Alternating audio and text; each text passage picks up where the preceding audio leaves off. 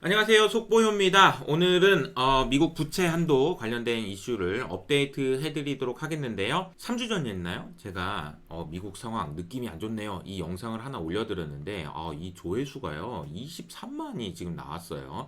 평소보다 지금 11배나 많은 분들이 봐주시고 계신데 제가 생각해도 타이밍은 적절했던 것 같습니다. 이때 이후로 지금 3주 정도 지났는데 당시에는 부채 한도 얘기가 거의 없었는데 지금은 부채 한도가 정말 문제가 되면 어떤 일이 일어나는 거냐 이 부분에 대해서 좀 더 구체적인 이야기들이 나오고 있는 상황인 것 같습니다. 누가 저한테 만약에 혹시 이효석 씨 부채 한도가 뭡니까? 라고 물어보신다면 저는 이렇게 대답할 것 같아요. 그거요. 다 차면요 올리는 거예요.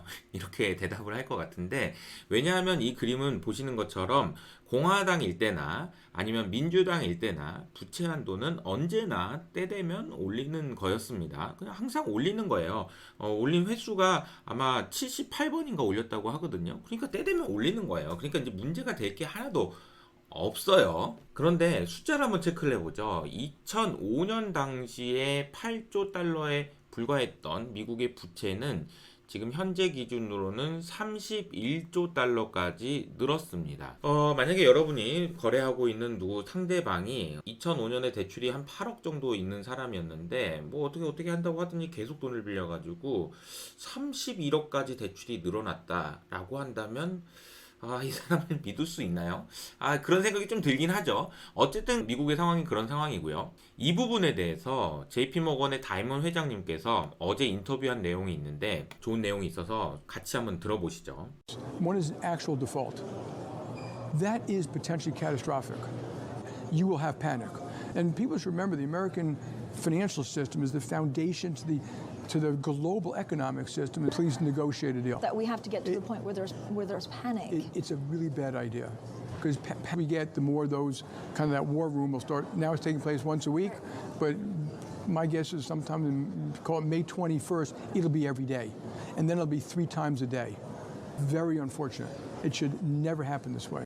다이먼 회장님이 얘기했던 단어 중에서 상당히 인상적이었던 단어는 이거였죠. 전시 상황을 대비한 워룸을 지금 운영하고 진짜 뭐 이렇게 겁을 줘요 이렇게 이런 생각이 드는데 어쨌든 이런 분위기를 지금 연출하고 있다라는 겁니다. 이해는 되는 것이 부채 한도가 결국은 협상이 되겠지만 JP모건 같은 은행에서는 만에 하나라도 혹시 문제가 생기면 너무나도 큰일이기 때문에 전시 상황에 준하는 수준으로 대비를 해야 되겠다라는 이야기를 했다라는 걸 알 수 있죠. 미국의 은행 시스템, 금융 시스템은 미국만의 것이 아니라 전 세계적인 것이다라는 표현을 하신 이유는요.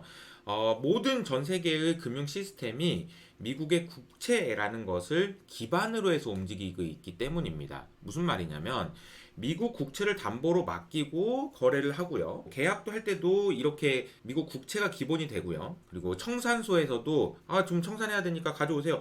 디폴트 났는데요. 이러면은 미국 국채가 풀려져 있는 그런 국제 시스템에서의 엄청나게 큰 대규모 혼란이 예상된다라는 거죠. 무엇보다도 중요한 것은 옐런 장관이 얘기했던 것처럼 만약에 부채 한도가 이슈가 돼서 그런 일들이 일어난다면 미국의 리더십에 심각한 훼손이 있을 거라고 생각이 됩니다. 안 그래도 힘든데 말이죠. 그래서 요즘에 나오는 얘기들이 이제 엑스데이트라는 이야기가 나오고 있습니다. 엑스데이트라는 얘기는 부채 한도가 빨간색 점선인데 실제로 미국의 부채가 계속 늘어나고 있는 남색 선을 따라서 늘어나고 있는 거죠.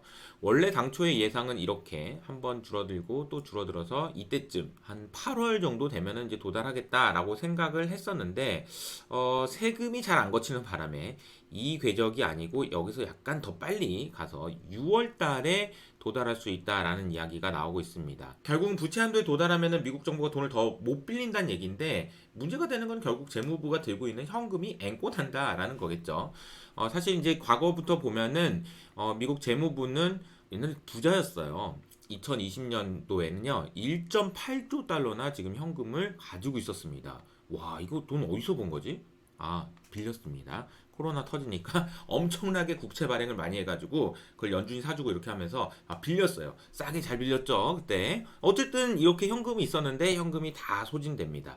쭉쭉 소진돼서 조금 더 구체적으로 보면 여기 이제 세금을 걷어서 올라왔다가 지금부터 내려가기 시작하는데 이런 속도로 내려가게 되면 6월달 얼마 안 남았습니다. 3주 남았습니다. 다 떨어진다라는 이야기가 나오고 있는 거죠. 그래서 언제 현금이 앵꼬나냐라는 이야기에 대해서 옐런 장관은 보수적으로 얘기할 수밖에 없기 때문에 6월 초라고 얘기한 반면에 JP모건, 뱅크 오브 아메리카도 좀 빨라질 것 같다라고 이야기했고요. 그런데 ICAP라고 하는 연준의 페드 워처는 6월 달에 도달할 가능성은 없어. 옐런이 지금 너무 호들갑 떠는 거야 라고 이야기를 하고 있는 분도 있습니다. 그래서 X데이트가 언제인지는 아직까지도 불확실한 것 같은데 보수적으로 보면 옐런 장관의 말을 따르는 게 좋겠죠. 6월 초가 되면은 현금이 다 떨어진다. 혹은 현금이 다 떨어질 거라고 시장에서 생각한다 라고 이해하시는 게 좋을 것 같습니다. X데이트가 있는가 하면은 available date라는 이제 표현도 제가 이제 만들어낸 말인데 available date라는 얘기는 무슨 얘기냐면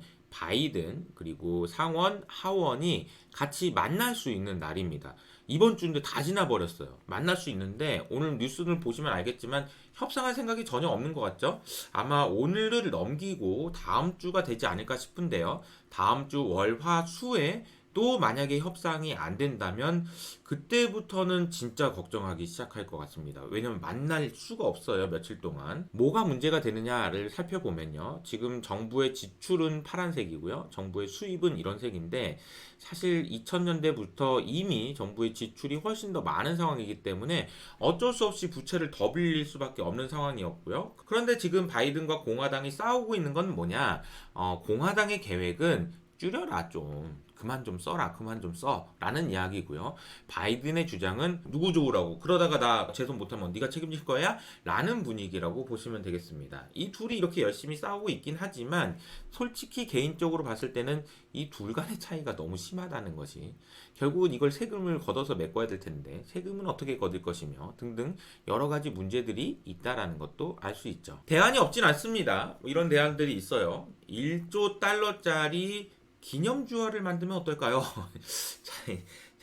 농담이 아닙니다. 1조 달러짜리 기념주화를 500원짜리 아니고요. 네, 1조 달러짜리 기념주화를 딱 만들어가지고 이게 뭐 얼마나 큰 걸 만들어야 될까요? 요거를 딱 어디다가 담보로 맡겨놓고 여기서 이제 채권을 발행하면 어떻겠냐라는 이야기가 실제로 나오고 있고요. 또 수정헌법 14조라는 이야기도 나오는데요. 요 얘기는 야 미국 불치한도 믿어 그러면서 이제 이렇게 얘기한다라는 건데 바이든이 이걸로 해서 그냥 넘어가면 안 되라고 얘기를 했는데 옐런 장관은 이상한 소리 하지 마세요라고 얘기를 지금 하고 있는 상황입니다. 가장 제가 봤을 때 유력한 시나리오는 여기 있는 건데요. 일단 연말까지 유예하자. 지금 중국이랑도 이거 지금 장난 아닌데 지금 이거 가지고 싸우고 있으면 모냥 빠지지라는 것이 가장 유력한 안인 것 같습니다. 시장이 얼마나 걱정하고 있는지도 봐야겠죠. X축이 만기일인데요. 이제 5월 달부터 10월 달까지 만기를 기준으로 놓고 보면 원래는 이렇게 예쁜 그림이 그려져야 되거든요. 그런데 금리가 이 부분에서만 유독 많이 높다라는 걸 알 수 있죠. 이 부분이 바로 6월 초입니다. 6월 1일부터 시작해서 혹시라도 이때 만기가 돌아오는 채권은 원금 못 받을 수도 있는 거 아니야? 라는 우려가 이미 시장에 반영돼 있다라는 거고요. 그리고 이 CDS 프리미엄을 보면 알 수 있죠. 부도가 났을 때 당첨이 되는 복권이라고 이해하시면 되는데요. 미국 국채가 부도나면은 당첨되는 그런 복권에 대한 수요가 어마어마하게 늘어나고 있습니다. 부채 한도 이슈가 있었던 2011년과 2013년보다도 더 높은 이게 엄청난 높은 수준이네요 라는 걸 알 수 있는데요. 사실 이 내용에 대해서는 제가 텔레그램 채널에서도 실시간으로 업데이트를 해드리고 있으니까 밑에 있는 댓글에서 텔레그램 채널에도 많이 들어와 주시면 좋을 것 같습니다. 제가 이제 표현 드렸던 거는 1년짜리 CDS를 기준으로 미국보다 안전한 나라로는 공화국, 아제르바이잔, 콜롬비아, 브라질, 그리스 등이 있습니다. 이게 참 진짜 이게 말하면서도 제가 너무 어이없긴 했는데 자, 미국보다 안전한 나라들로 도미니카 공화국, 아제르바이잔, 콜롬비아, 브라질, 그리스가 있습니다. 그 외에도 지금 굉장히 많은 나라들이 미국보다 우리나라는 말할 것도 우리나라는 당연히 더 안전하고요. 네, 그런 상황이라고 보시면 되겠습니다. 자, 이게 뭐 어려운 상황이긴 한데요. 제가 3주 전에 말씀드렸을 때에 비해서 부채 한도에 대한 걱정이 이미 많이 반영되어 있기 때문에 이제는 우리가 대응해야 될 것은 두 가지인 것 같습니다. 첫 번째로는 아무 일도 없을 거라고 방심하면 안 될 것 같아요. 혹시라도 무슨 일이 생길 수 있다라는 생각을 하실 필요는 있다라는 것이 첫 번째고요. 두 번째로는요.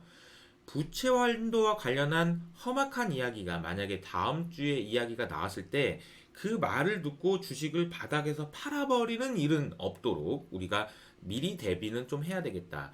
혹은 대비를 하지 못했다면 거기서 주식을 팔아버리진 않았으면 좋겠다라는 말씀을 드리고 싶습니다. 왜냐하면 부채 한도라는 것은 때 되면 올리는 거니까요.